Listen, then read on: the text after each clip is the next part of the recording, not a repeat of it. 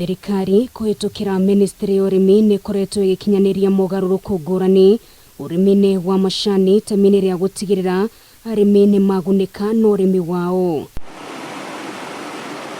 Naona thirikari ikigeragia uria wothe ngihota gutigirira murimi ndanaunwo moko kuri na thina ungi uria ureyumiria uthiurukiirie ngombo na kigina kia arimi ya macani. Tutatazama vile tutasaidia mambo ya cooperatives za chai.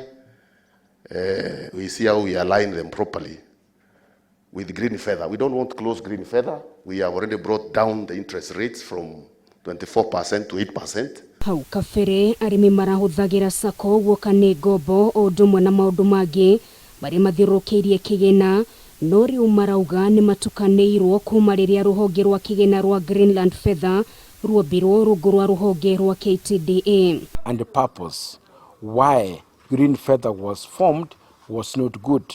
The motive was not good. They intended to kill the SACCOs. Arimi ya macani o ndumwe na rugamiriria sako iria marahuthagira marenda ruhonge rwa Greenland Feather ruhigwo kuona ni rurehete mihiga uheani-ini wa motungata ma ngombo kuri arimi. Request the board of KTDA to close down Green Feather because it is causing a lot of conflict with the farmers. Kurigana na Minister wa urimi Peter Munya ni mehotorete gutigirira ni kwagia na uruti mwega wa wira gatagati ga sako iria irahuthikaga hau kabere na ruhonge ruru rwa Greenland Feather. We are a progressive government. We want to see how farmers in the tea sector can benefit from both Green Feather and the cooperatives, the SACCOs. So we'll see how to align them for the benefit of the farmer. Mierino ya Munya ni nyitetwo mbaru ni Daniel Marube noria niwe murugamiriri wa ngwataniro cia thothaite cia arimi a macani. The intention that the CS has is good. What we are saying here is let KTDA concentrate on its commandate, deliver the commandate.